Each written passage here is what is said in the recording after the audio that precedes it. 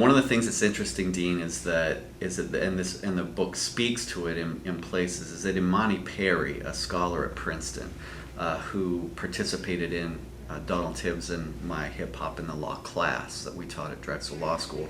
She was a guest speaker, and she says in her book, Prophets of the Hood, that hip hop didn't create violence. Hip hop didn't create misogyny. It simply reflects the violence and misogyny that exists in society. And yet, for some reason, these young, black, successful artists are blamed for perpetuating misogyny or perpetuating violence. And in many ways, it's simply because it's an easy target. It's easy for politicians. Bill Clinton, for example, took out Sister Souljah for, making a radical statement politically.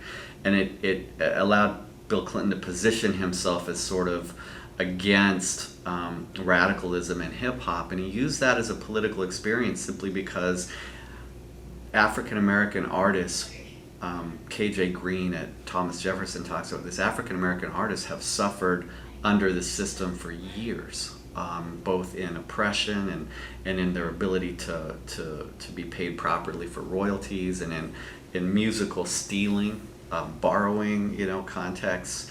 And so for me, hip hop and the law really was about noticing and respecting the power of the genre.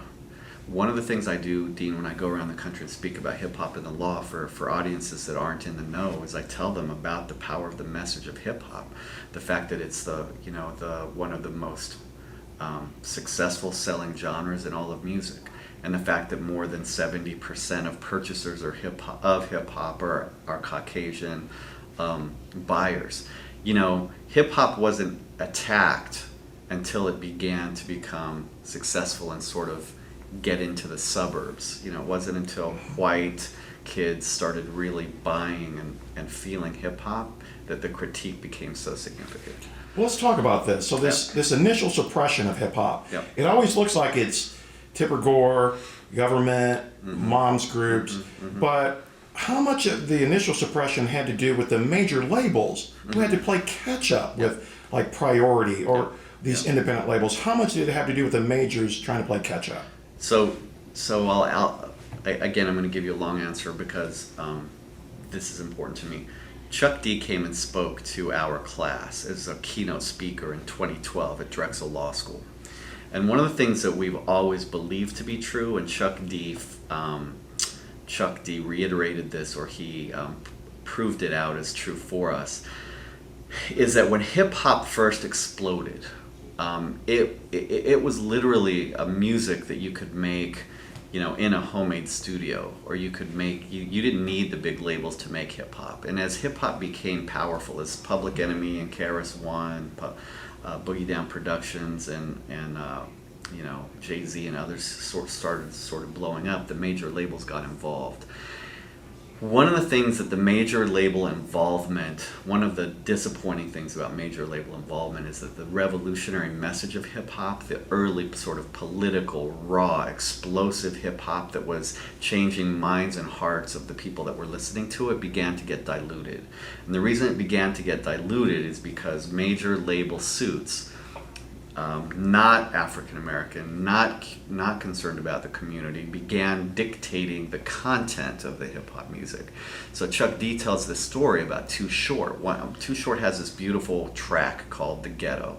I loved it as a kid. Now Too Short's known as a hip hop artist that talks about sex and that talks about booties and talks about,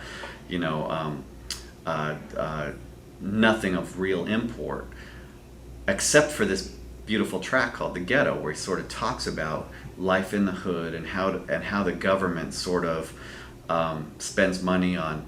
One of his lines says, $600 million on a football team while the hood's filled with dope fiends, something like that. And he's talking about prioritization of government expenditures in this track. Well, Too Short went to his label at one point, Chuck D told us.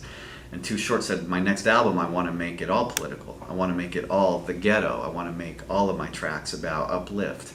And he was told by his label, not only are you not going to put out an album of socially conscious music, there will be no more tracks like the ghetto.